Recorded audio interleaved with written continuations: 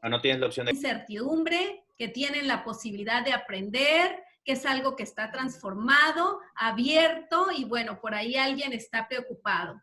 Vamos a participar más.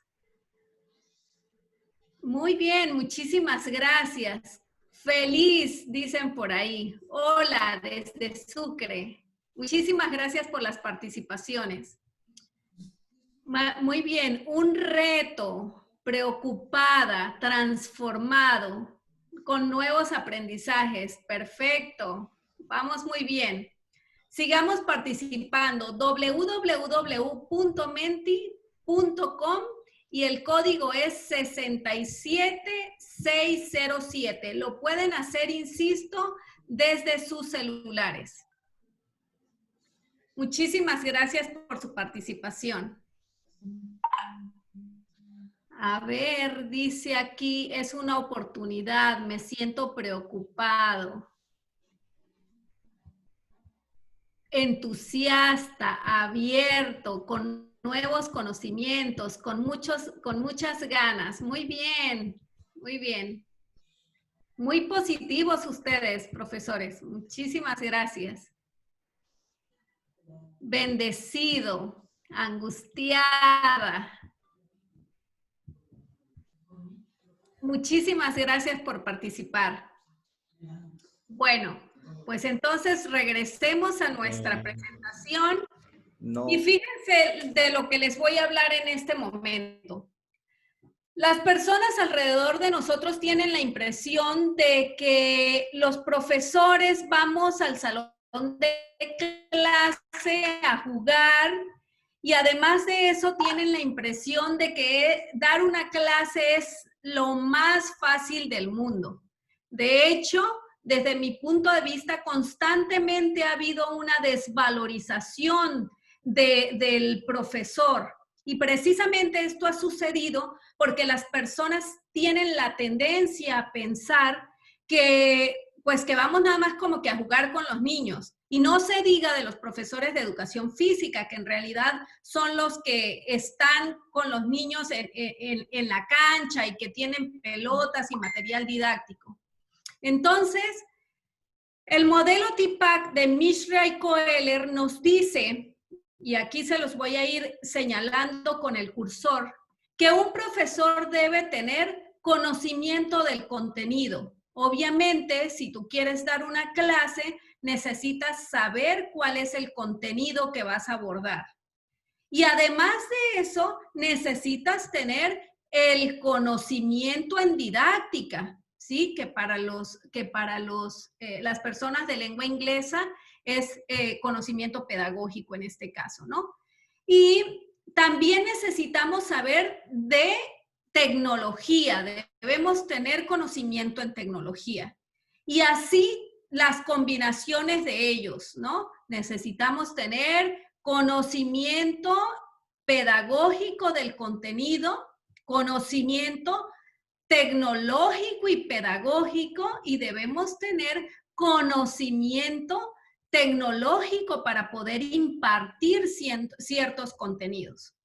Entonces, de la unión de todos se forma un conocimiento general que estos autores, Mishra y Koehler, le llamaron el TPACK, que es el conocimiento en contenido, en pedagogía y en tecnología que debemos tener todos los profesores para poder enseñar.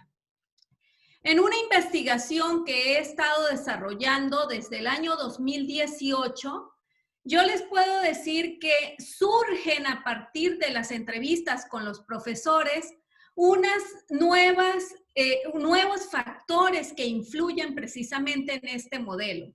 Y entonces, además de todo lo que les acabo de mencionar, hay una variable adicional que está influida por el contexto, pero que ella misma influye a todos los tipos de conocimientos que debemos tener el profesor y es precisamente la innovación educativa. Incluso hace unos días daba una plática con otro grupo de profesores y les decía, es que son demasiadas cosas las que un profesor debe conocer, son demasiadas cosas las que un profesor debe saber para llegar y ponerse enfrente de los estudiantes. Y estábamos acostumbrados a lo que llamamos educación tradicional y de repente, de un día para otro, la pandemia nos obliga a hacernos expertos en el uso de este tipo de tecnologías para poder llegar a nuestros estudiantes que están en casa y nosotros mismos nos estamos resguardando en casa. Entonces, la cantidad de conocimientos que necesitamos tener es demasiado amplia y precisamente hoy vamos a hablar de una estrategia que es muy, muy benévola cuando nosotros queremos enseñar. Y es, ¿qué es el aprendizaje invertido? ¿Qué es el aprendizaje invertido? Y para ello quiero enseñarle algunos videos. Uno les voy a enseñar donde decimos qué es el aprendizaje, cómo se define, otro cuál es el rol del profesor y otro cuáles son las recomendaciones para los profesores. En este momento yo quiero compartirles solamente la primera parte, la que tiene que ver con la definición. Y entonces, a partir de ello vamos a empezar con la plática del día de hoy. Y aquí lo tenemos.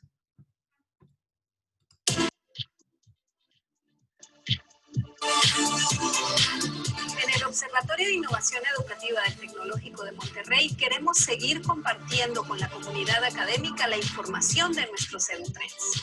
Hoy abordaremos el tema de aprendizaje invertido, que es un enfoque pedagógico en el que la instrucción directa se realiza fuera del aula y el tiempo presencial se utiliza para desarrollar actividades de aprendizaje significativo y personalizado.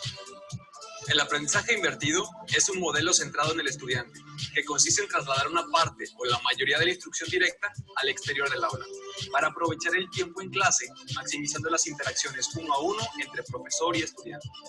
El aprendizaje invertido mejora la experiencia en el aula, generalmente a través de videos. Esto libera tiempo para realizar actividades de aprendizaje más significativas, tales como discusiones, ejercicios, laboratorios, proyectos, entre otras, y también para propiciar la colaboración entre los propios estudiantes. Con la ayuda de una o varias tecnologías, los maestros narran sus presentaciones que autograban desde sus computadoras, crean videos de ellos mismos o seleccionan lecciones de sitios de internet como TED Talk y Khan Academy, que sirvan al contenido que están abordando. Muchos educadores comienzan a invertir sus clases mediante el uso de este tipo de materiales de fácil acceso para que los estudiantes los vean en el momento y en el lugar que les sea más conveniente, tantas veces como lo necesiten para llegar mejor preparados a la clase. Aprovechando esta preparación anticipada, los profesores pueden dedicar más tiempo a implementar estrategias de aprendizaje activo con los estudiantes, como realizar investigaciones o trabajar en proyectos en equipos. También pueden utilizar el tiempo de clase para comprobar la comprensión de los temas de cada estudiante y, si es necesario, ayudarlos a desarrollar la fluidez de procedimientos a través de apoyo individualizado. Debemos resaltar que el aprendizaje invertido no se trata solo de estos recursos audiovisuales. Sin embargo, hay que reconocer el impacto que los materiales audiovisuales pueden tener en el aprendizaje, ya que en muchas ocasiones pueden ser tan buenos como el instructor mismo para explicar conceptos, comunicar hechos o demostrar procedimientos. Si los materiales audiovisuales se utilizan de forma creativa, pueden convertirse en una poderosa herramienta expresiva.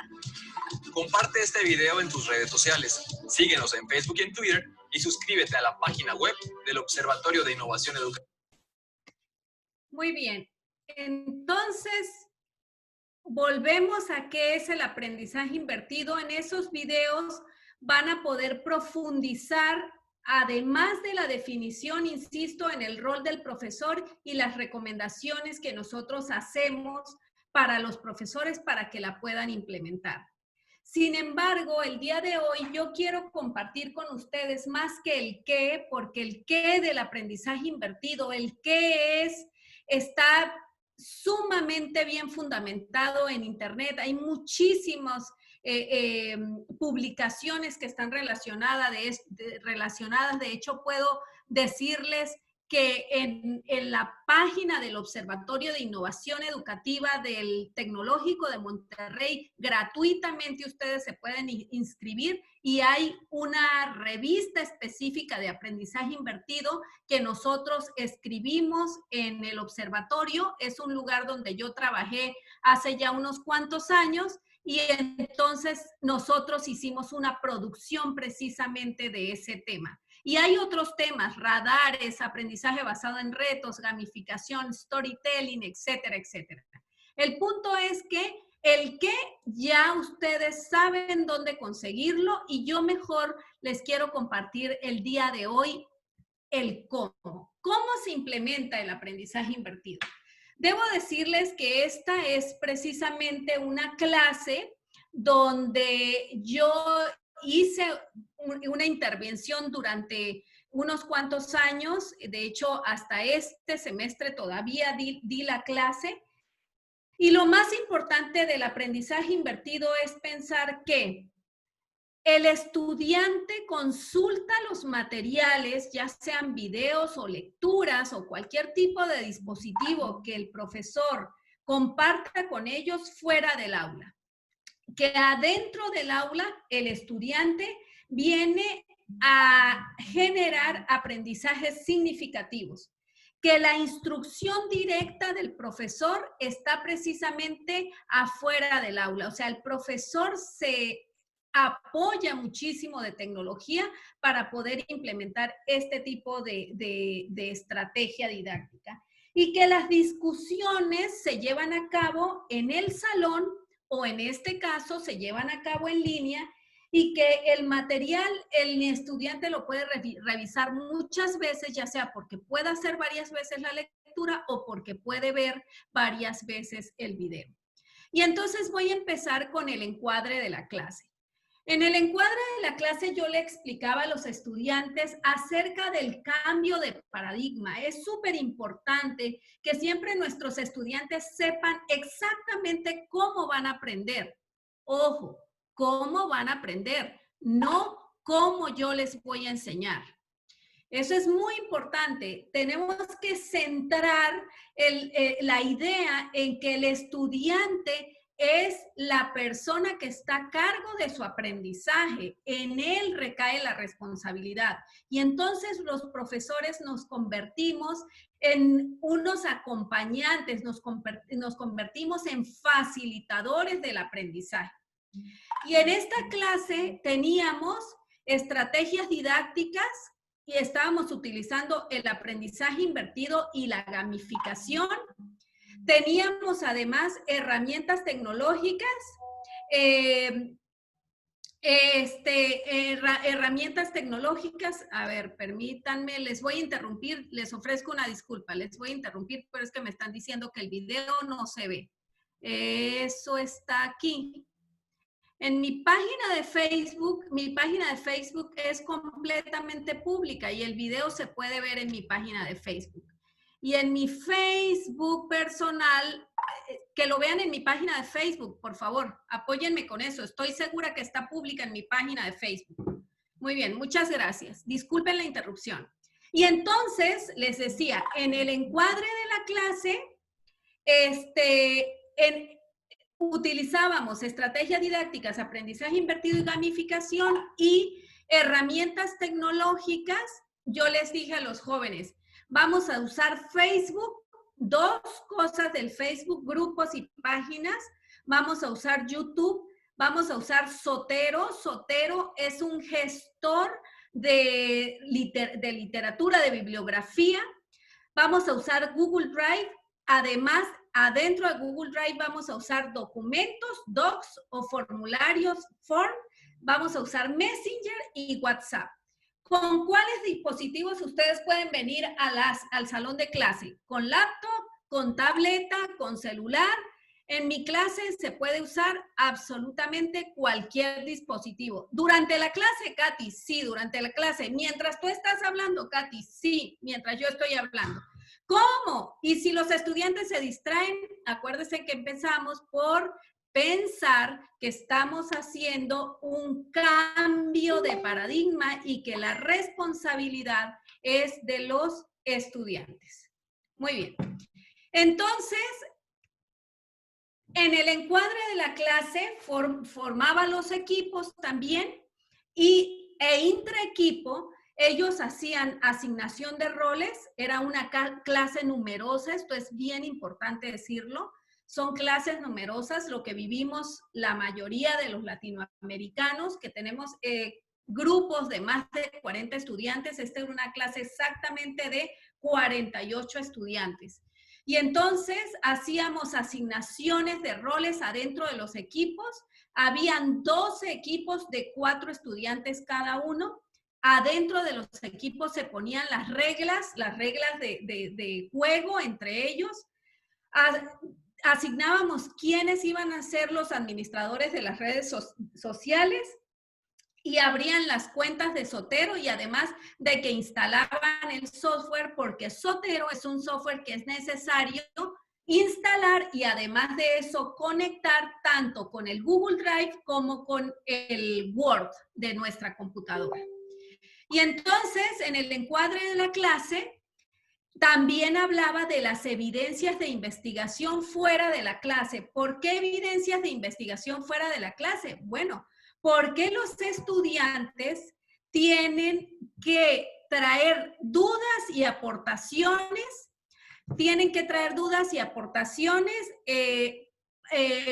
para venir a la clase, ¿sí? Para venir a la clase. Muy bien. Y entonces, viniendo a la clase con dudas y aportaciones, con eso daban evidencias de investigación. Muy bien. Durante la clase, lo que hacíamos intraequipo era revisar las aportacionnes y las dudas escritas de cada integrante. Ellos, en equipos de 4, hablaban entre ellos, veían cuál era la listita de dudas y aportaciones, porque así se podían dar cuenta con qué información iban a jugar. Esta información no solamente les servía a ellos para dar una evidencia de que habían estado investigando, sino además que era la información que traían para ellos jugar adentro de la clase. Yo asignaba cuáles equipos iban a competir entre sí. Les acabo de decir que eran 2 equipos, entonces yo ponía a competir al equipo 1 contra el equipo 8, al equipo 2 contra el equipo 3, por ejemplo. Esa asignación la hacía yo. Y además de eso, propiciaba debates entre los equipos. ¿Cuánto tiempo duraba el debate? Después de que ellos se habían revisado la información que habían estado investigando afuera, porque esto es aprendizaje invertido, entonces ya bien preparados venían y el debate duraba unos 20 minutos. ¿Cómo era la dinámica? Bueno, yo les daba un boleto y cada estudiante tenía un boleto que yo le llamaba papel moneda, y entonces con ese papel moneda lo que ellos hacían era hacer debates, y cuando hacían una pregunta, porque recuerden que tenían una lista de dudas, cuando le hacían una pregunta al equipo contrario, si el equipo contrario contestaba acertadamente la pregunta, entonces ellos entregaban un papel moneda en pago por el conocimiento que el equipo de enfrente les había otorgado. Al final de la clase, después de que los debates se habían llevado a cabo, en plenaria, con todo el grupo, lo que hacíamos era una conclusión verbal. Y en esa conclusión verbal, los estudiantes compartían acerca de los nuevos conocimientos adquiridos y acerca de la percepción del equipo, acerca de la dinámica de la competencia. Y entonces, después de eso, ya por la tarde, porque nuestras clases son en la mañana, lo que hacía era escribir conclusiones escritas en el Facebook para compartir en la página del propio equipo, y entonces después de la página me lo compartían en el grupo del curso. de tal forma que yo no tenía que ir a revisar en cada una de las páginas públicas del equipo, sino que en mi propio grupo yo podía revisar que todos los equipos estuvieran haciendo las conclusiones escritas. Eso es algo que yo les quiero mostrar a ustedes. Aquí está. Este que está aquí es precisamente un ejemplo de lo que yo hacía con mi grupo. Este fue el grupo que tuve de agosto de 2019 a diciembre. La asignatura se llama Desarrollo de Habilidades en Documentación Digital. Y entonces, aquí cada uno de los equipos iban escribiendo en su página las conclusiones de lo que habíamos estado viendo en clase. Y entonces yo solamente tenía que venir a la página del grupo para revisar las conclusiones de lo que mis estudiantes estaban aportando a partir de la clase que se había dado ese mismo día en la mañana. Con esto, ustedes se pueden dar cuenta entonces que ya estábamos utilizando una herramienta que los estudiantes generalmente utilizan para chatear, para divertirse, para ver qué están haciendo sus amigos, para compartir fotos, etcétera. La estábamos utilizando con fines académicos y de una manera muy óptima. Muy bien, voy a regresar a la presentación y entonces, ¿qué pasó con los aprendizajes esperados? Esa sería la pregunta. Después de utilizar estas estrategias de debate y después de utilizar estas herramientas, ¿qué fue lo que pasó? Las habilidades digitales, aunque ustedes no lo crean, y ha quedado demostrado además en tiempos del COVID, las habilidades digitales de nuestros estudiantes están muy enfocadas en la recreación. Realmente muy enfocadas en la recreación. Incluso puedo compartirles que cuando yo les decía a mis estudiantes que abrieran las páginas en el Facebook con unas características especiales, por ejemplo, páginas educativas, profe, pero ¿y eso cómo lo hacemos? Era la primera pregunta. ¿Por qué? Porque los muchachos están acostumbrados a trabajar en el muro principal, ¿no? El uso de YouTube. Profe, ¿y cómo hacemos? ¿Y cómo lo creamos? El Zotero fue la herramienta tecnológica más compleja para ellos, ¿no? Utilizar el Google Drive, cómo usar el Docs, cómo usar los formularios, porque nuestra clase, como les acabo de decir, era una clase de habilidades de documentación digital. Y entonces, para aprender el uso de la herramienta de Zotero específicamente, lo que yo hice fue darles indicaciones para que ellos grabaran videos y los publicaran en YouTube, de tal forma que la experiencia con el uso de la herramienta les llamara la atención. ¿Por qué? Pues porque además de que es investigación y casi a ningún estudiante le encanta investigar, pues entonces se les hacía tedioso estar buscando en una herramienta que se trata del manejo de bibliografía y lo que hice fue entonces utilizar esta técnica para precisamente. Y además de eso, estábamos evaluando el uso del APA. ¿Por qué? Porque estamos hablando de escritura académica.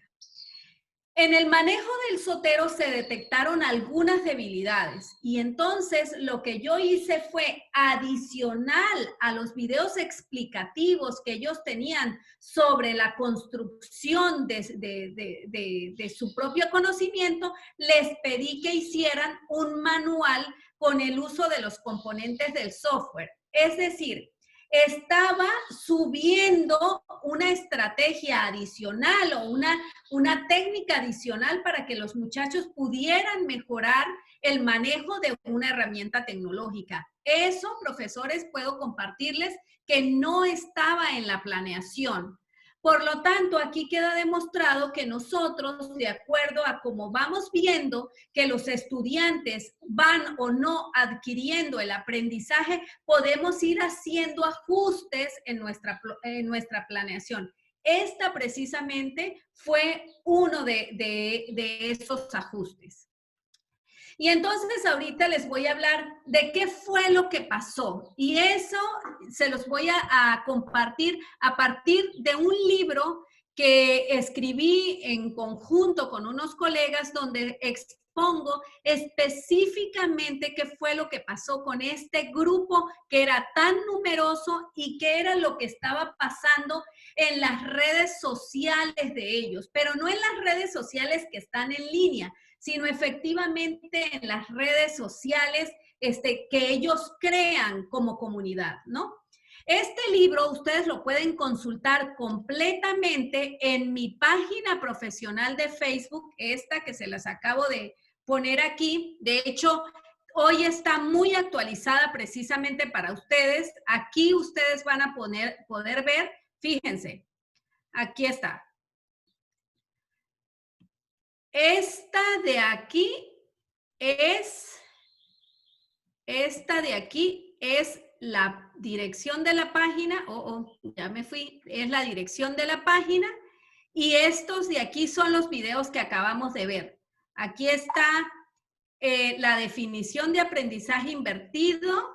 Después por aquí está el rol del profesor. Eso se los actualicé para ustedes el día de hoy. Y aquí está las recomendaciones para los profesores. O sea que no van a tener que moverse de un lado a otro, de una página a otra para poder consultar. Y además, aquí les estoy compartiendo, fíjense, el libro. Está totalmente disponible para ustedes. Es un recurso educativo abierto, tiene licencia de Creative Commons y ustedes lo pueden consultar y lo pueden descargar, lo pueden citar, etcétera, etcétera. Muy bien, y este es precisamente el video que estamos haciendo nosotros ahorita. Bueno, entonces ya con base en que saben dónde van a poder consultar el libro, vuelvo con ustedes y voy a hablarles ahora de cómo fue la experiencia, qué fue lo que yo hice con esa información que recogí con mis estudiantes. Y entonces, con mis estudiantes lo que yo hice fue, y aquí se los enseño, una revisión de las interacciones del trabajo en equipo. ¿Qué era lo que sucedía en el trabajo en equipo? Porque esto es lo que es maravilloso y lo que es resaltable del aprendizaje invertido. Que el aprendizaje invertido es una gran estrategia que nos permite hacer uso de otras estrategias dentro de ella. ¿Como cuáles? Bueno, como por ejemplo, yo les dije a ustedes que usé el debate. Por ejemplo, yo hacía muchísimo énfasis en el trabajo en equipo. Es decir, en ningún momento los estudiantes podían trabajar de manera individual, porque lo que queríamos era precisamente fortalecer esta posibilidad que nos da el aprendizaje invertido de tener un aprendizaje profundo. Y entonces vamos a ver qué pasaba con las interacciones de los equipos. Aquí está una evaluación intraequipo. Aquí lo que les muestro es cómo los equipos estaban formados. Les dije que eran estudiantes, equipos de 4 estudiantes, perdón. Y aquí lo que sucede con esta red social, quiero acercárselas un poco más. Aquí lo que sucede con esta red social es que hay estudiantes que tienen las ligas más grandes y los círculos más grandes, y esos estudiantes son precisamente aquellos que tienen mayor influencia en el grupo. En el siguiente se ve más.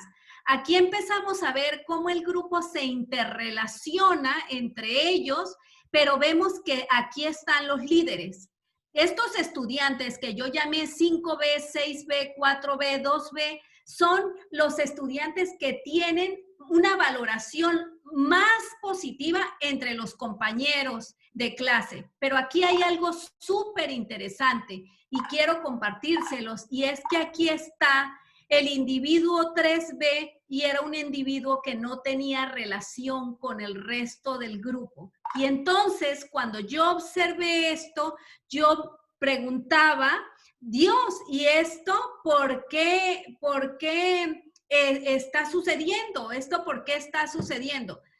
Discúlpeme, por favor, voy a volver de nuevo aquí y voy a cambiar la configuración de la grabación para que la grabación es pública. A los administradores les vuelvo a comentar. La grabación es pública. No sé qué más tengo que hacer. Les comento a los administradores, no sé qué más tengo que hacer para esto.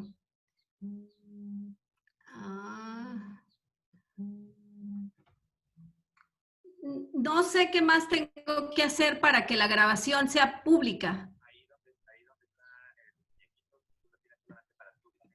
No sé cómo hacer para que se cambie. Ya estoy. Discúlpenme, pero no sé, debo seguir con la grabación. Véanlo en mi página profesional, ahí está totalmente público. Muy bien. Entonces, les decía, a mí lo que me llamó muchísimo la atención es que este individuo estaba afuera del grupo, no tenía ningún tipo de relación. Y entonces con este análisis fue como yo me di cuenta que tenía una persona con un foco rojo, que algo estaba sucediendo en una clase numerosa de 48 personas, donde había 2 equipos trabajando y tenía una persona que no se mencionaba en ninguno de las relaciones con el resto del grupo. Y entonces, aquí en la red que representa la preferencia de los compañeros, se sigue viendo al individuo afuera. Y aquí empiezan a saltar los líderes del grupo. Siempre hay líderes en los grupos. En este caso, en este grupo teníamos 4 líderes. Y aquí están las características que los estudiantes afirman que son las que deben tener las personas con quien les gusta trabajar. Son sociables, divertidos, habladores, simpáticos, inteligentes, carismáticos, etc.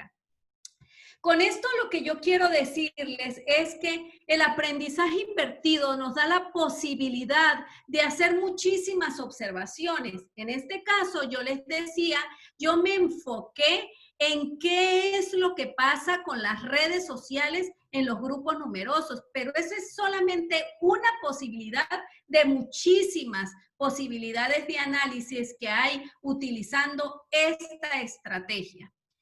Me decía hace un ratito, Luis, que la mayoría de los profesores que me está escuchando este día son profesores de educación física. Y entonces ustedes se preguntarán, bueno, ¿y exactamente cómo yo lo voy a implementar con mis estudiantes? Exactamente por dónde voy a seguir. O sea, es que yo necesito tener a mis estudiantes enfrente para que ellos empiecen a ver los movimientos. Y al respecto, yo quiero decirles que hay muchísima información en línea. Por ejemplo, yo ahorita quiero mostrarles que precisamente en las páginas de una institución donde trabajé, del Tecnológico de Monterrey, hay casos de éxito de las estrategias didácticas que nosotros utilizamos en clase.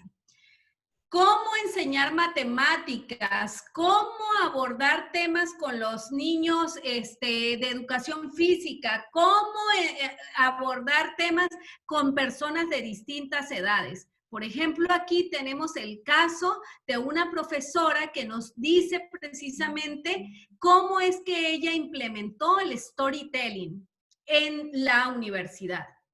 Y bueno, yo sé perfectamente que para los profesores de educación física es bastante complejo porque tienen la idea de la presencialidad, pero estamos ante un cambio de paradigma y ese cambio de paradigma implica que nosotros nos formemos en el uso de herramientas tecnológicas para poder llegar a más niños. Y entonces vuelvo aquí a la presentación y Lo que yo les puedo compartir, compañeros, el día de hoy es que el compromiso es individual. Si bien es cierto que nuestras instituciones tienen muchísima responsabilidad en nuestra formación, el compromiso para salir adelante ante esta situación que era imprevista para todos, también para el gobierno, pues es nuestro. Somos nosotros los que con actividades precisamente como esta que estamos haciendo el día de hoy, vamos a ir aprendiendo y vamos a ir formándonos para poder llegar a más personas utilizando la tecnología. Esta situación llegó para quedarse. La nueva normalidad incluye la educación en línea y entonces estrategias como el aprendizaje invertido, precisamente son las que nos sirven para mantener a los niños cautivos.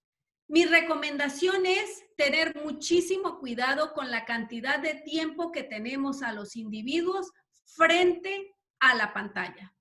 Eso es bien importante. Y aquí viene de nuevo una pregunta para ustedes. ¿Qué expectativas tengo sobre mi papel en este nuevo paradigma educativo? ¿Cuáles son las expectativas que ustedes tienen? Y entonces aquí les pido por favor que vuelvan a entrar al menti.com, el código es 67607 y nos vamos con la siguiente pregunta. ¿Qué expectativas tengo sobre mi papel en este nuevo paradigma educativo? Por favor, es la misma página a la que ya habían entrado y es el mismo código 67607. Les ofrezco una disculpa por las cuestiones técnicas con los administradores, pero bueno, ustedes saben que estas clases absolutamente en vivo, pues son precisamente las cosas que pasan, ¿no? Entonces, les ofrezco una disculpa. Muy bien, espero la participación de todos ustedes. ¿Qué expectativas tengo sobre mi papel? Muchas ganas, con oportunidad, deseoso, muy bien, muy positivo. Veo que ustedes son muy, muy, muy positivos. A ver, seguimos esperando sus participaciones. ¿Qué expectativas tengo sobre mi papel en este nuevo paradigma? Dice, de cambio de pensar, de adaptación, de aprender, indudablemente debemos cambiar la manera de pensar, de aprender nuevas estrategias, de esperanza, de entusiasmo. Muy bien, qué positivos, me da mucho gusto. Dice, de aprender retos, sí, estamos viviendo en un tiempo retador para todos y en todos los sentidos. Muy bien, sigan participando. Les agradezco mucho su participación y su interacción. Y entonces, vamos a volver a la presentación porque me gustaría hablar un rato con ustedes. Quiero agradecerles muchísimo por su atención y aquí están mis datos de contacto. Está mi correo electrónico, katiuska.fernandez@uabc.edu.mx, mi página de Facebook, katiuska.fernandez.morales, mi página web personal, katiuska-fernandez.com. Ahí estará a disponibilidad de ustedes esta presentación en la Liga Conferencias. Y aquí está la página web del Instituto de Investigación y Desarrollo Educativo, donde nosotros ofrecemos 2 posgrados y es maestría en ciencias educativas y el doctorado en ciencias educativas. Los invito a revisar la página. Somos un instituto totalmente dedicado a la investigación y me encantaría que ustedes nos visitaran.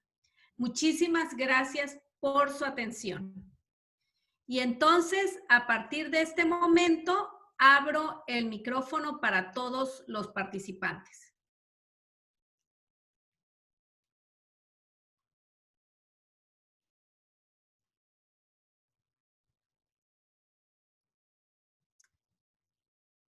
¿Los escucho? Hola.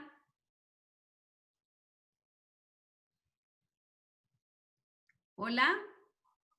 Buenas tardes, Luis y compañeros. Por favor, quien desee hablar, levante la mano en el botón de las reacciones o en el botón de su nombre para que les demos la palabra. Voy a dar primero la palabra a Jorge Luis Rodríguez Sánchez y después a los compañeros que vayan levantando la mano. Quien lo va a moderar esto es el maestro Luis Armando. Muchas gracias. Adelante, Jorge Luis Rodríguez Sánchez. Gracias, buenas tardes, ¿sí me escucho? Sí, muy bien.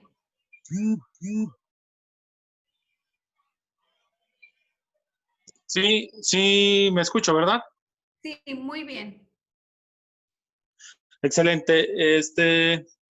Yo tengo la inquietud, y yo la verdad me siento muy afortunado de poder trabajar en la distancia con mis alumnos en esto de la educación física.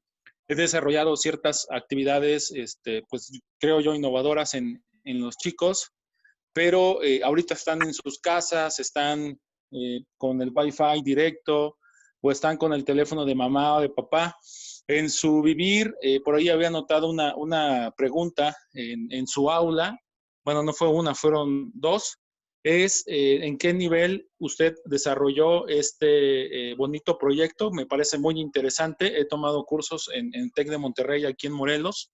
Me han parecido innovadores y sobre todo con lo que es la coevaluación y la heteroevaluación. Me gustó mucho lo que trabajé en el TEC de Monterrey. Una pregunta de esa sería, ¿qué nivel fue? Y la segunda es, si conoce usted el nivel de plataforma o el nivel técnico con el que estuvieron trabajando.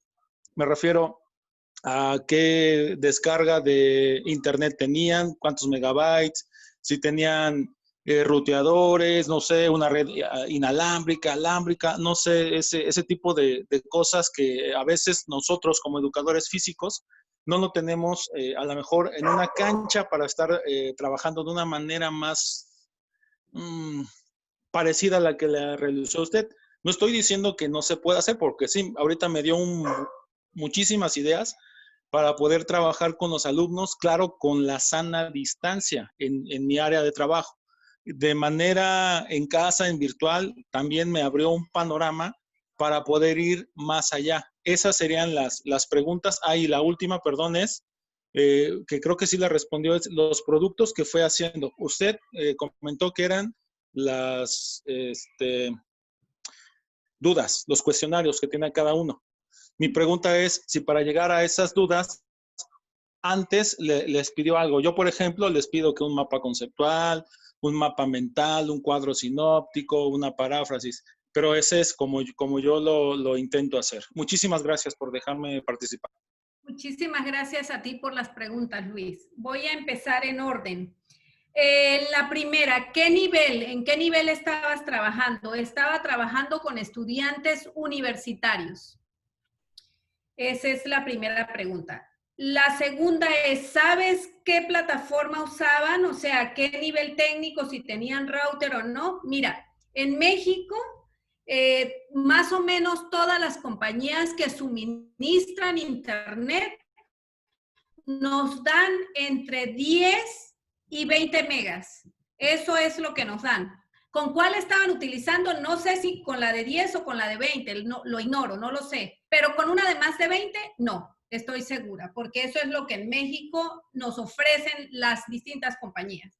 Ahora, con relación a los productos, me preguntas, antes de que ellos escribieran las dudas o las aportaciones, ¿les pedías algo más? No. Yo lo que hacía era suministrarles información base. Siempre les suministro información base. ¿En qué consiste la información base? En lecturas o videos.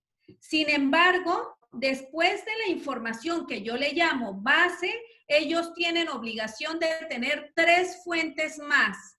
Entonces, esas 3 fuentes pueden ser de cualquier tipo, pueden ser videos o pueden ser lecturas. A medida que ellos van leyendo o que van viendo los videos, entonces ellos van escribiendo sus aportaciones o van escribiendo sus dudas. Esas aportaciones y dudas son su pase para la clase.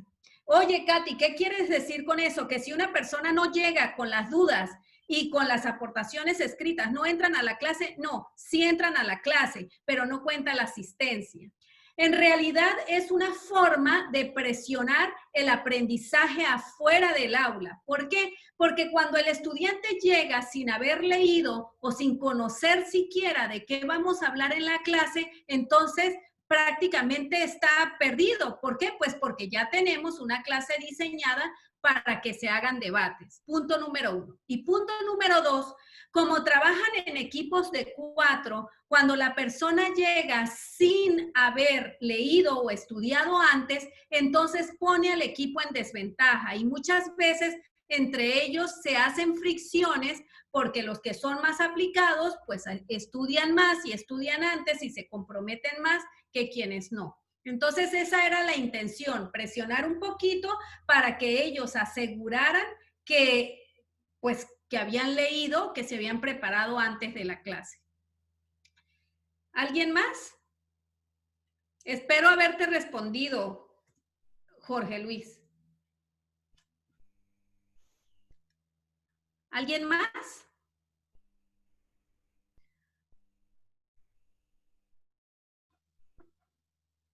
Toño, ¿tú puedes ver las manos levantadas de los compañeros? Adelante, María de Jesús Bernal Ceballos. Sí, buenas noches y gracias por la experiencia que tiene y nos está implantando a nosotros. Una consulta, doctora. ¿Cómo llegaría usted con aquellos alumnos o estudiantes que no tienen o no llegan a realizar los trabajos, etcétera, y no tienen un medio por el cual puedan comunicarse con usted? Esa es una buena pregunta que anoche me hacía precisamente un colega. Mira, en estos tiempos difíciles ha quedado demostrado aún más, porque esto no es nuevo, que hay muchísimas diferencias en las comunidades de nuestros países latinoamericanos. Esto no es nuevo, nada más que ahorita nuevamente necesitábamos tener acceso a las tecnologías que ya sabíamos que en muchas escuelas, voy a hablar por México, que es el país que más conozco en ese sentido, en México hay comunidades donde ni siquiera hay electricidad. O sea, si no hay electricidad, ni aunque tengas la computadora, no tienes forma de cargar siquiera la computadora y de ahí, pues muchísimo menos tener internet. Entonces, ante esa situación que no es nueva, no apareció a partir del COVID, es lo que hemos vivido durante muchísimos años, ¿verdad?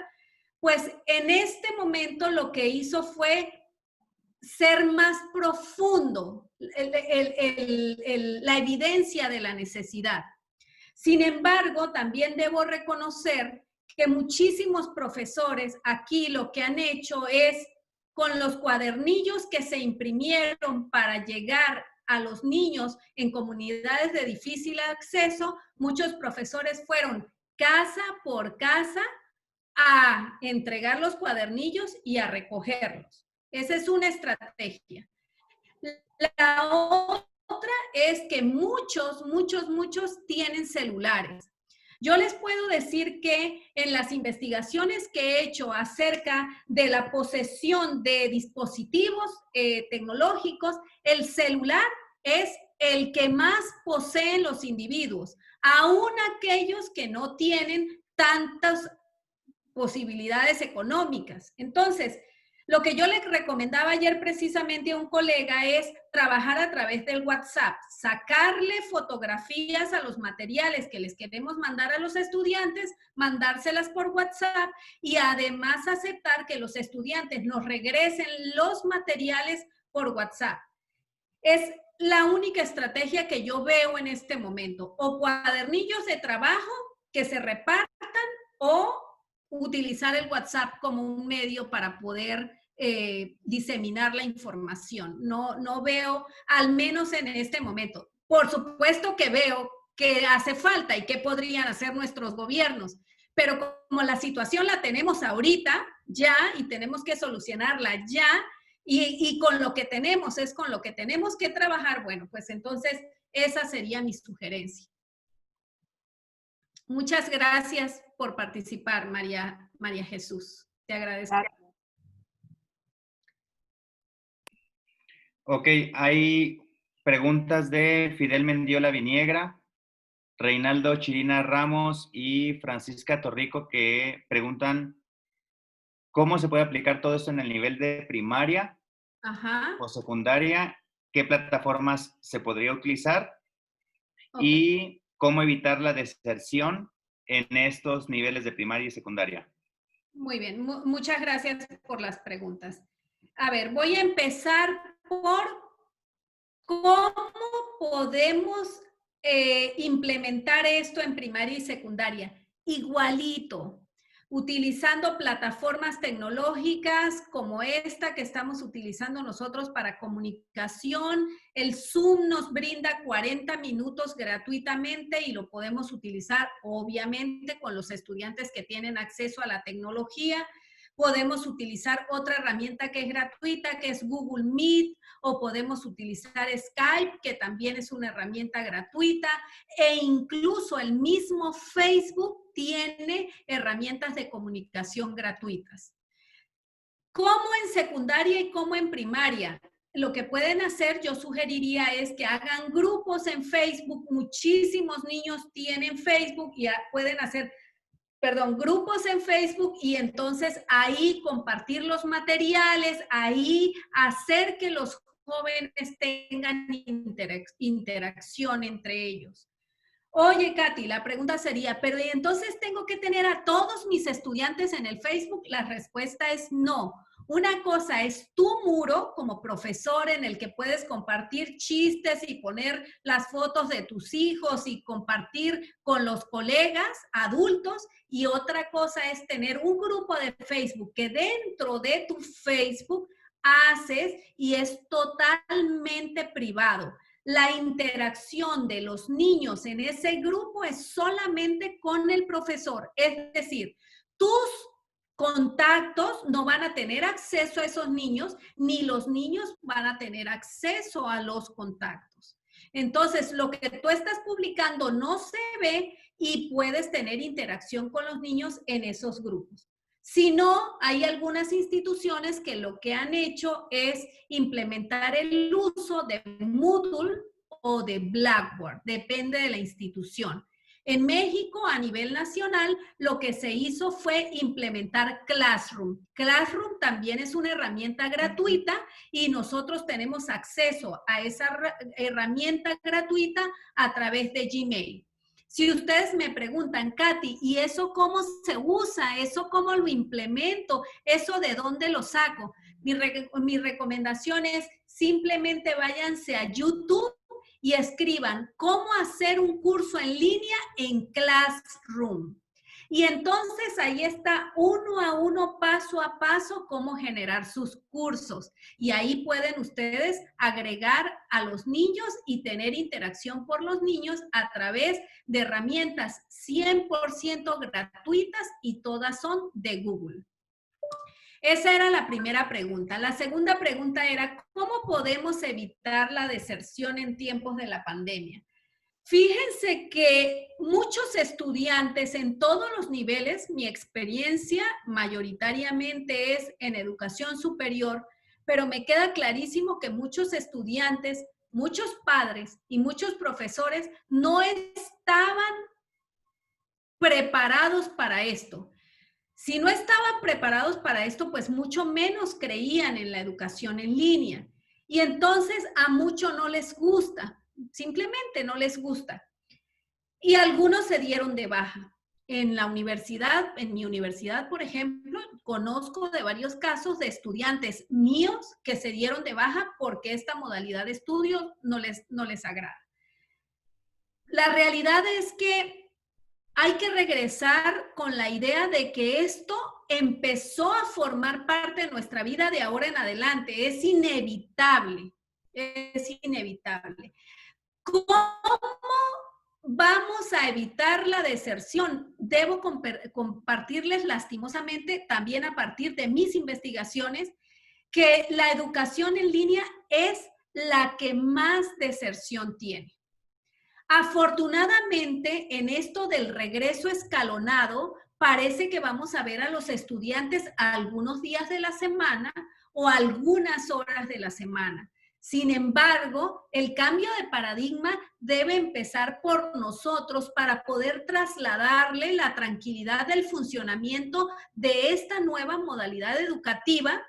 A ver, modalidad a nivel masivo, porque la educación en línea existe desde hace muchísimos años, pero a nivel masivo, y entonces hay que trasladarles la confianza de que los estudiantes van a aprender y de que la responsabilidad del aprendizaje es de la persona que desea aprender.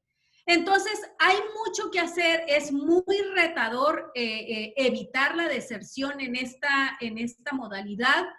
La realidad también es que muchos de nuestros estudiantes se iban de la escuela aún cuando era presencial, y entonces yo creo que hay que trabajar muchos factores, ¿no? Ahorita también hay que tener en cuenta que estamos viviendo una situación que nos está pegando la economía, y entonces con la economía trastocada también va a haber muchas bajas, y quizás nosotros como profesores podamos decir, es que la deserción está ligada a la nueva modalidad de estudio, pero hay que evaluar realmente porque esto es multifactorial. Hay que revisar también que nuestros estudiantes, nuestras familias están teniendo embates económicos importantes, y eso va a significar una altísima deserción también en la escuela.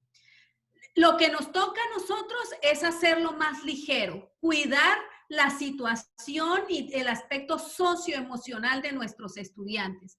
¿Qué quiero decir con eso? Que no es solamente una cuestión de pedir las calificaciones y de exigirle y sobreexigir a nuestros estudiantes, sino que también hay que ver qué es lo que está pasando con la parte socioemocional de ellos, ¿no? Porque estamos encerrados, están los padres alrededor de los hijos, hay mucho ruido alrededor. Afortunadamente yo ahorita estoy sola y no tengo ruido, pero no es el común denominador. Hay muchos estudiantes que tienen a los hermanitos alrededor y a los padres y a todo el mundo hablando. Entonces, hay que tener mucho cuidado con los aspectos socioemocionales de los individuos. Yo creo que uno de los retos nuestros como profesores es empezar a desarrollar la inteligencia emocional, porque vienen tiempos bastante difíciles relacionados con cuestiones psicológicas propias y de nuestros estudiantes. Eso es lo que yo puedo compartir. ¿Alguna otra pregunta?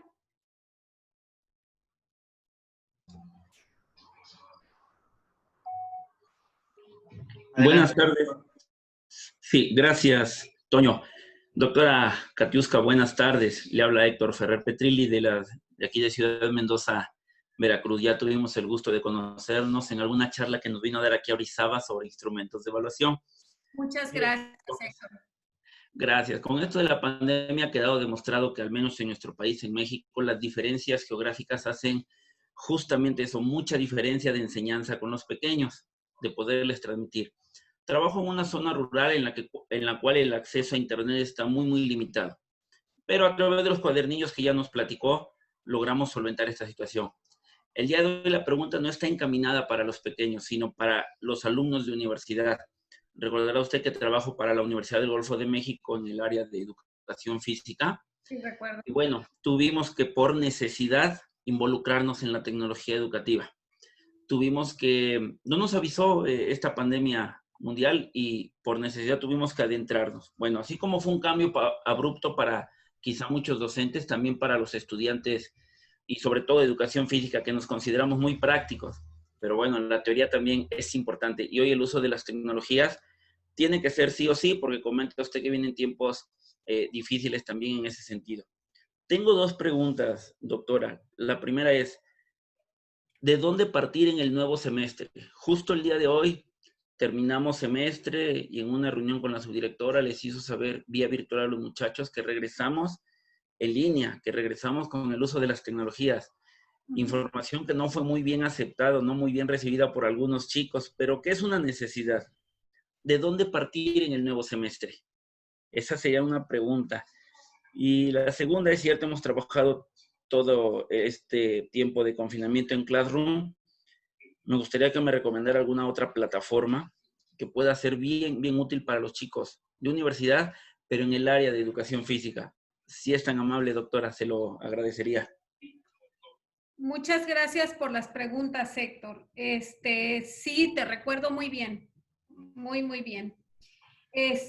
Bueno, voy a empezar por la pregunta de dónde partir en el nuevo semestre. Fíjate que es muy interesante reconocer que nuestros planes estaban diseñados para ser ejecutados presencialmente. Y entonces, como estaban diseñados para eso, todas nuestras estrategias también lo estaban. Por lo tanto, esto que nos agarró ahora sí, de imprevisto a todos, porque esto es mundial, a todos nos agarró de imprevisto, esto nos obliga a replantearnos la idea de enseñar, la idea de la forma de cómo dar clase. Por lo tanto, ¿de dónde partir? Debemos agarrar los programas. Fíjate el reto tan importante que tenemos enfrente. Debemos agarrar los programas y analizarlos y dividirlos en sesiones de clase que sean aún más ligeras de las que ya teníamos presencialmente, que si tú hacías, por ejemplo, clases de 2 horas, esas clases deben empezar a ser de unos 50 minutos para que le des chance al estudiante de recuperarse, ¿no? Y entonces reestructurar la forma como estamos enseñando. Es bien importante también reconocer que la educación en línea tiene detrás un diseño instruccional y que los profesores no están capacitados en diseño instruccional la mayoría. Que a quienes nos dedicamos a esto nos ha costado años de formación para poder tener los conocimientos suficientes para diseñar todo lo que tiene que ver con los cursos en línea. Y entonces ahora resulta que la situación nos pone frente a la necesidad de diseñar nosotros mismos, que muchos ni siquiera sabemos de tecnología, todos los cursos.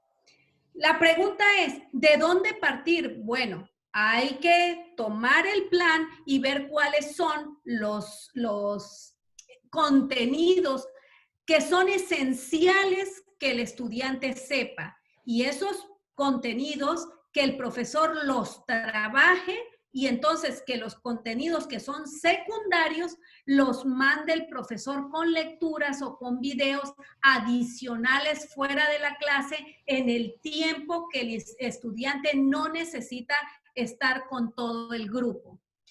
Yo creo, por experiencia lo digo, que en línea se pueden ver los contenidos de un curso siempre y cuando tengamos la sensibilidad de revisar cuáles son los aspectos fundamentales que necesitamos abordar con los estudiantes para que las dudas se disipen aquí en la clase. Yo recomiendo que para ello se utilice el aprendizaje invertido porque el estudiante tiene la posibilidad de ir, revisar materiales, revisar videos. Incluso nosotros podemos compartir con ellos videos que ni siquiera sean nuestros, porque hay muchísimos colegas que desde hace muchos años vienen generando información acerca de los contenidos que nosotros impartimos en algunas clases. de tal forma que entonces todos nos complementemos. Acuérdense que la tendencia de la educación, la tendencia de la producción científica es hacia lo abierto. ¿Qué quiere decir lo abierto? Que yo puedo usar lo tuyo y tú puedes usar lo mío y experimentar con tus estudiantes, probar con los estudiantes y saber qué es lo que funciona. Entonces, yo creo que necesitamos hacer con nuestras autoridades educativas un análisis de qué es lo que está contenido en los planes, en los programas, y a partir de ahí ir revisando. Muy bien, esto indiscutiblemente yo tengo que abordarlo en mis horas de clase en línea con mis estudiantes, pero hay temas tangenciales que mis estudiantes pueden leer y que pueden revisar en videos afuera de la clase. De tal forma que eso le permita a los estudiantes estar intermitentemente en la computadora. Porque si bien es cierto que nuestros estudiantes están muchísimo tiempo en las redes sociales, una cosa es que los jóvenes se estén recreando y otra cosa bien distinta es que estén concentrados en los contenidos que tienen que ver con cuestiones académicas. Con eso contesto, espero, la primera pregunta. La segunda pregunta, ¿qué otras plataformas hay? Fíjate que hoy en día se ha utilizado, como bien lo dices, el Classroom es lo más accesible porque lo tiene la suite de Gmail, la suite de Google, perdón. Pero yo también recomendaría el uso de otras plataformas gratuitas como por ejemplo el Moodle. Existe una comunidad académica pues bastante grande que lo utiliza. De hecho, yo puedo comentarles que muchos, pero muchas instituciones abren estos cursos de manera gratuita, ¿no? Les puedo comentar también que hace unos días contraté el servicio de una página web mía personal, que fue la que les acabo de compartir ahorita en la presentación. Y en esa misma página personal viene el botón para agregar el Moodle y ya está, nada más de que subas el curso. Entonces, el cómo se hace, Katy, y eso cómo se hace, es que el problema no es que me digas qué, el problema es que me digas cómo. Yo vuelvo a insistirles. Ustedes sabiendo cuál es la herramienta que están buscando, váyanse a YouTube y hoy en día todo está en YouTube. ¿Cómo hacer un curso en línea con Moodle? Y YouTube les va diciendo paso por paso qué es lo que tienen que hacer. Y vayan probando. No tenemos opción, tenemos que ir a la prueba y al error. ¿Qué es lo mejor que podemos dar entonces nosotros en este momento en el que el uso de la tecnología es tan importante y además en el que no todos los cursos están diseñados? Yo misma que me dedico a la tecnología no tengo todos mis cursos, el 100% de mis cursos no está en línea. Entonces, ¿qué hago? Bueno, mi compromiso es por lo menos ir y buscar, así como les di hoy esta plática que iba y buscaba y les mostraba, ir y buscar y tener mi lista de herramientas y mi lista de documentos para compartirles a los estudiantes. Y lo más importante en este momento es la interacción con ellos. A mí me interesa saber cómo están los estudiantes, cómo amanecieron, cómo está su familia, cómo se están sintiendo. Porque cuando yo veo que los estudiantes no están disponibles para estar conmigo en la clase porque realmente se sienten mal, yo suspendo la clase. Y entonces ustedes me dirán, ¿cómo? ¿Y cómo le haces para alcanzar los objetivos? Pues antes yo tenía que dar clases, por ejemplo, 4 horas, y si de las 4 horas ahorita estoy dando 1 o estoy dando 2, entonces lo que hago es cambiar el horario. ¿Es demasiado trabajo para mí? Sí, sí es más trabajo. La educación en línea, compañeros, es retadora porque también implica muchísimo más trabajo. Sí, esa es una realidad. Entonces, esa sería mi recomendación. Moodle sería la plataforma adicional a Classroom que yo recomendaría. Y espero con eso responder a tus preguntas, Héctor. Más que respondidas, doctora Katy. Muchísimas gracias. Un saludo. Gracias a ti. ¿Hay alguna otra pregunta o ya con esto terminamos? Adelante, Miguel. Katy, buenas tardes. Hola, Miguel, buenas tardes.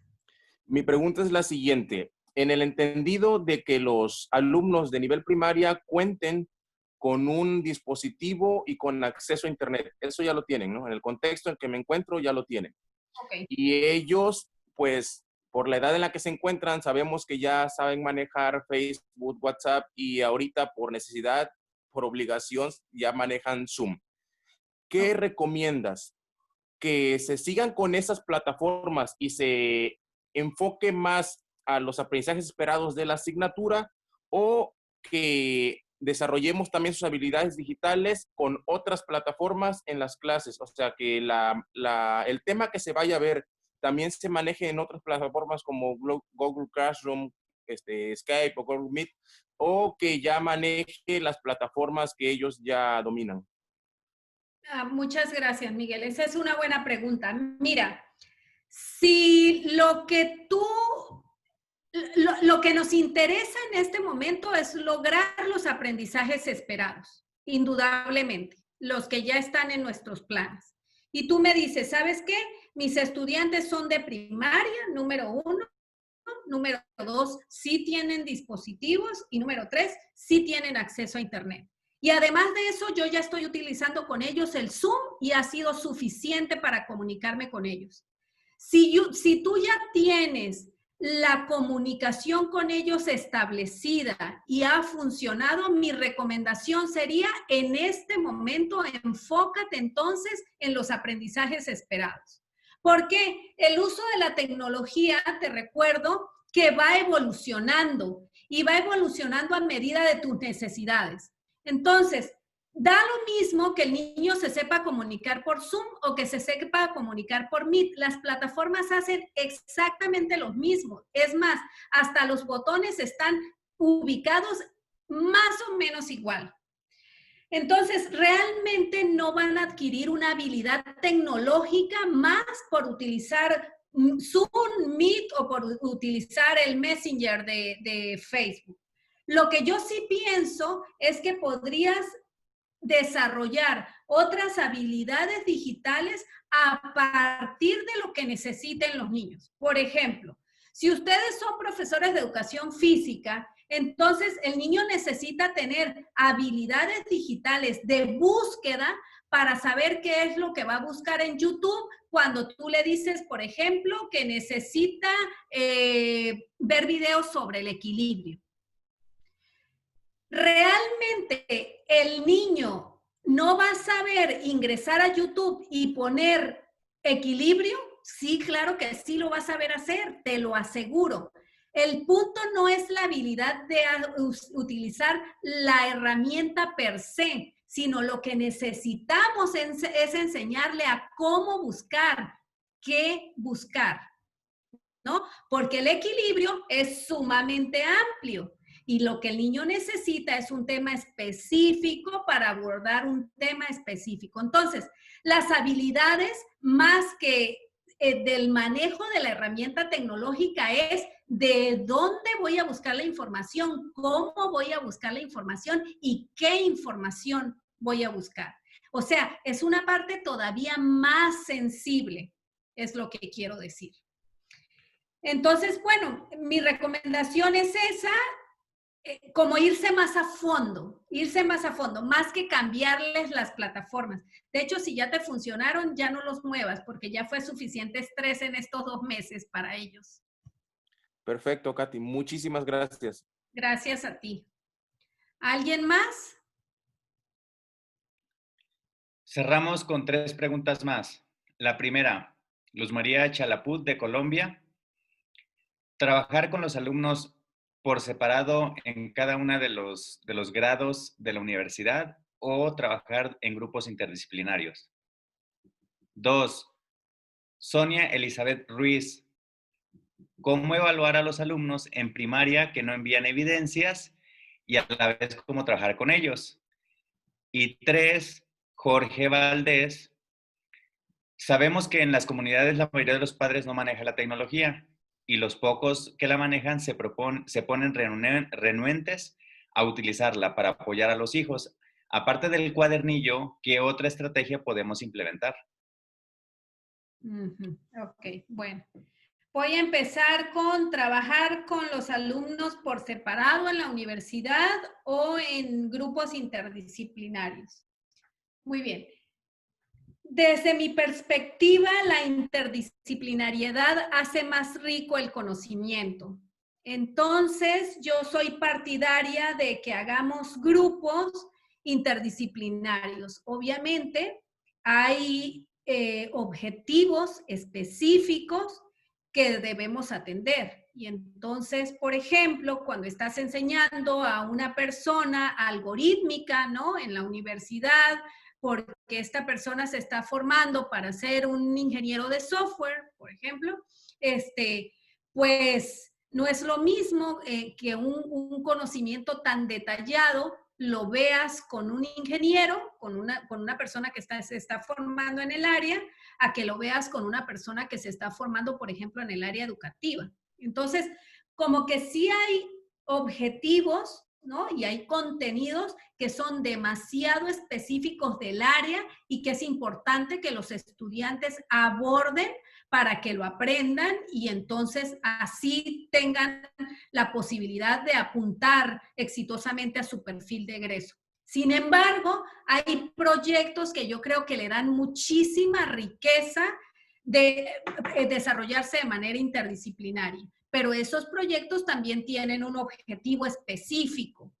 Entonces, yo creo que depende mucho de cómo nosotros tengamos diseñado nuestro currículo.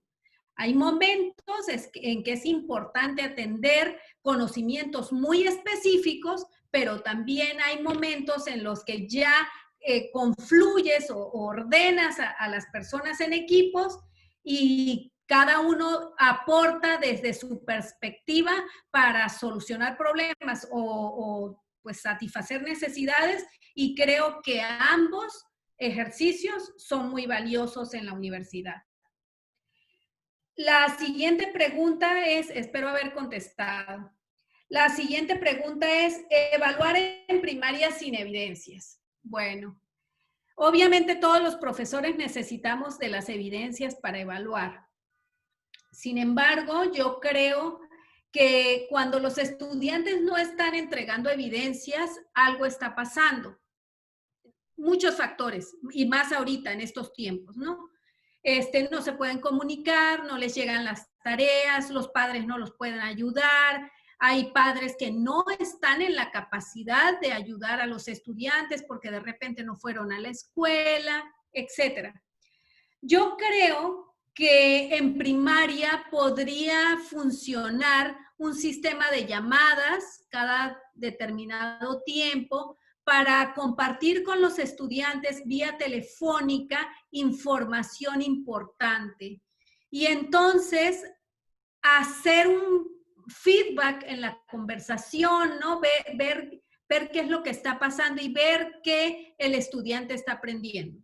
No tengo idea cuál es el contexto de los estudiantes, pero por lo menos en México, la mayoría de los estudiantes que viven en comunidades de difícil acceso tienen acceso a los cuadernillos.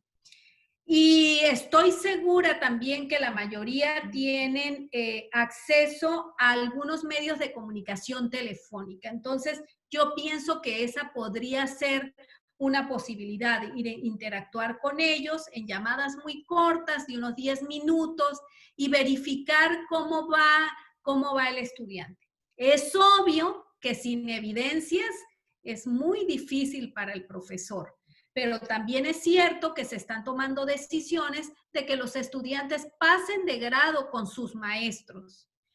Vamos a iniciar el año en línea. De eso no tengo ni la menor duda. Vamos a iniciar el año en línea y eso quiere decir que algunos estudiantes sigan en la misma situación. Entonces, lo que yo creo es que una actitud de seguimiento a través de otros medios, que no sea necesariamente el Internet, podría funcionar.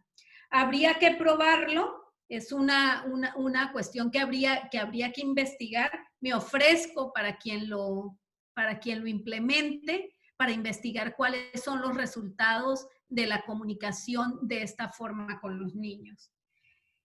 Y la última, la de los padres no tecnológicos. Bueno, el hecho de que los padres no sean tecnológicos no siempre implica que los hijos no lo sean. No siempre. Algunas veces sí, pero no siempre.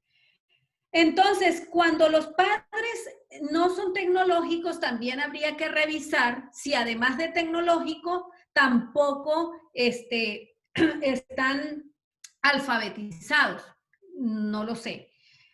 Si simplemente no son tecnológicos, imaginemos que sí saben leer y escribir y que tienen nada más algún tipo de fobia por la tecnología, pues entonces sí hay que hacer labor con los padres para que les permitan el acceso a los niños a los medios electrónicos o al teléfono. Eso es muy importante. En este momento la comunicación yo creo que es el punto medular del asunto. Sí hay que hacerles ver a los padres de familia cuando tienen acceso, obviamente. Estoy hablando de los que tienen acceso. Aquí me estoy basando en padres que no son tecnológicos por una razón que yo desconozco. Pero sí hay que hacerles saber a los padres de los beneficios del avance de los niños a través de estos medios. Y entonces para que les permitan acceder libremente y para que permitan que el profesor llegue a ellos a través de otra forma. También yo creo que es muy importante hacerle ver a nuestra sociedad que esto llegó para quedarse y que el quédate en casa no termina primero, como nos dijeron, el 31 de mayo y después el 15 de junio, etcétera, etcétera. Esto va a durar mucho tiempo, que precisamente yo he estado pensando en otra situación y es, bueno, ¿y qué va a suceder con todos esos niños cuyos padres tienen que salir, pero que los niños van a tener que estar en casa, ¿no? Esa pregunta también yo me la he venido haciendo todos estos días. Entonces, mi punto aquí es de sensibilización. Yo creo que sí hay que comunicarse con los padres y decirles de la importancia de la comunicación del profesor con sus hijos a través del medio que les facilite llegar hacia ellos pues todo el conocimiento que necesitamos compartirles. Y creo que con eso contesto la tercera pregunta. Me dijiste que con esto terminamos. De nuevo quiero agradecerle a la Asociación Municipal de Deporte Estudiantil en Formación de la ciudad de Guarnes, en Bolivia, que me hicieron el favor de invitarme. Les agradezco muchísimo la invitación. Muy bien. Me toca cerrar en nombre de la Dirección Distrital de Educación de Guarnes y la Asociación Municipal de Deporte Estudiantil en Formación, ya que el compañero Luis Armando está teniendo problemas con la señal. Se va a entregar un reconocimiento que dice así: la Dirección Distrital de Educación de Guarnes, Asociación Municipal de Deporte Estudiantil en Formación de Bolivia, otorgan el presente reconocimiento a la doctora Katiuska Fernández Morales por haber participado como conferencista en el programa de capacitación Una Educación Física de Calidad, realizado en el mes de junio de 2020 por medio de Zoom y por medio de Facebook. Bolivia, Santa Cruz, Guarnes. Firman al calce el licenciado Edwin Guayalini, director distrital de Educación de Guarnes, y el licenciado Luis Valdés, presidente de la Asociación Municipal de Deporte Estudiantil en Formación. Enhorabuena, se le hará llegar el reconocimiento por medios digitales y agradecemos su participación. Muchísimas gracias a todos. Que estén muy bien. Hasta luego. En un momento se van a empezar a abrir los micrófonos de los participantes para que se vayan despidiendo. Vamos a ir deteniendo la grabación en vivo. Gracias.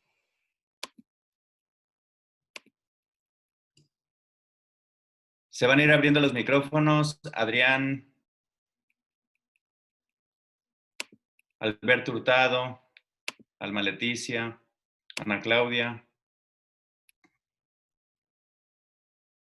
Ana Leitón. Ana María. Adelante, Lilita.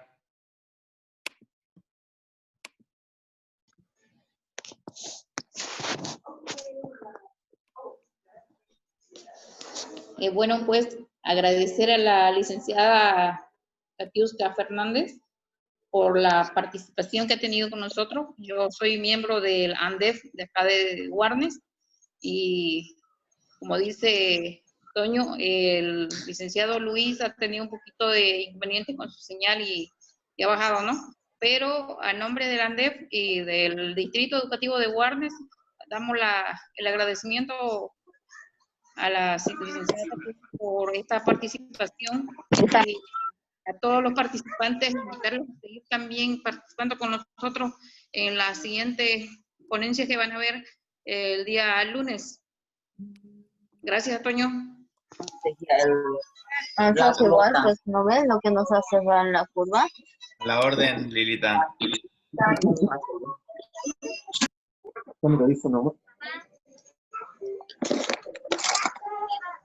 Están abriendo los micrófonos para todos los compañeros que se quieran despedir y que tengan un excelente fin de semana. Gracias. Gracias, saludos a todos.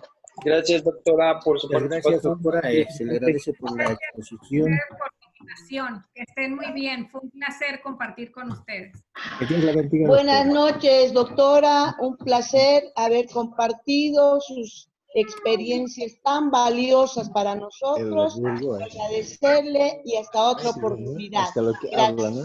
Gracias. Hasta luego. Hasta luego. Que estén muy bien. Muchas gracias, doctora, y que... No, también se fotos nada, pero hasta pronto. Gracias, doctora. Realmente muy valioso todo lo que nos compartió. Yo quiero agradecer que me haya invitado. Aprendí mucho el día de hoy. En realidad creo que todo lo que dijo tiene mucha sensatez en nuestra realidad. México es un país que tiene muchas carencias y usted nos hace ver de una manera sencilla cómo podemos enfrentar una situación tan compleja como la que hoy estamos viviendo. Digo, sencillo en la forma de escribirlo. Tal vez no sea tan sencillo en la práctica, pero yo creo que nos ha dado, por lo menos a mí de manera personal, mucha luz. Muchísimas gracias por estas aportaciones y por este compartir de la vida. Muchísimas gracias, doctora. Buenas noches. Gracias a ustedes por haberme invitado. Muchísimas gracias, doctora, por compartir sus conocimientos con nosotros. Le hablo desde Bolivia, Cochabamba. La profesora María Jesús le queda eternamente agradecida por sus conocimientos. Hasta una próxima, doctora. Gracias a ustedes. Doctora, muchas gracias acá desde Cochabamba. La verdad, un excelente taller que nos va a ayudar de muchas maneras, y agradecer también a José Antonio por ser el conector en este caso. Dios los bendiga.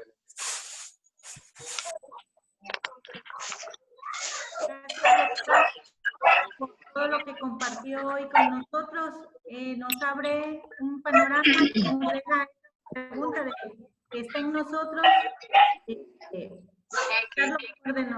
para nuestros niños. Gracias. Gracias a ustedes. Muy bien.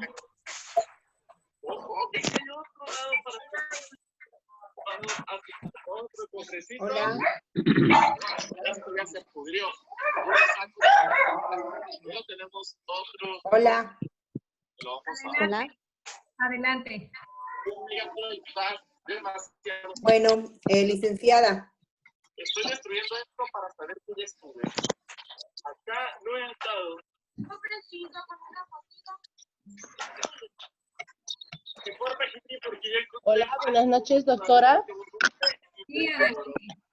Bueno, le felicito por la ponencia de hoy día, muy interesante. Que Dios le bendiga y que todos sus deseos se hagan realidad. Un saludo desde Bolivia y muchas bendiciones hoy y siempre. Felicidades a los organizadores y a todos los integrantes de hoy. Gracias. Adelante, Silvia Vaca. Buenas noches, licenciada. Buenas noches. Bueno, pues muchas limpiar la cocina. Y Oscar y Gladys. Felicidades al grupo. Jole, siempre es al rato, así me gustaría contestarte cuando...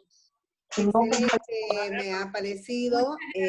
Lo que me ha llamado bastante la atención es grupos WhatsApp, que me llaman, grupos de Facebook que usted ha realizado. Me ha llamado mucho la atención.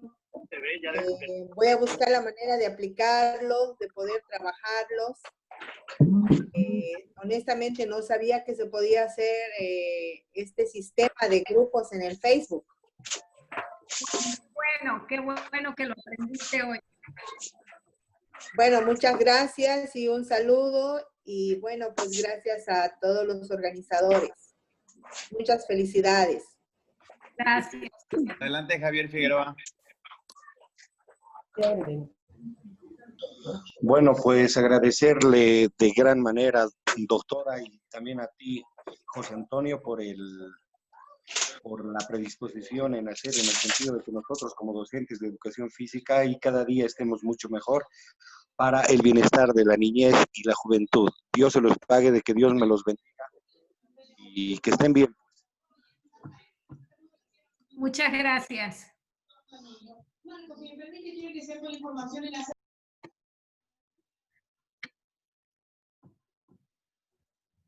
Toño, solamente cuelgo aquí, ¿verdad? Sí, salir. Perfecto, gracias. Hasta luego a todos. Gracias, hasta luego. Bye, bye, bye, bye. Que tengan excelente tarde. Noches. Gracias. Hasta luego. Noches. Hasta luego. Gracias, muchas gracias. Hasta luego. Gracias, José. Gracias. Gracias, organizadores. Felicidades. Hasta luego, gracias. Gracias, estaba bueno el curso. Nos vemos mañana, o perdón, el día lunes. A todos. Hasta el día lunes. Feliz fin de semana, licenciado Antonio, que lo pase bien. Gracias, muy amable. Mañana hay de atletismo. Bueno, gracias, hasta luego. Hasta otra oportunidad. Habla la profe Nancy, de Bolivia. Gracias, Nancy, muy amable. Excelente. Bueno, un abrazo virtual a la distancia, dicen. Gracias. Muy amable, Luis. Muy a la orden.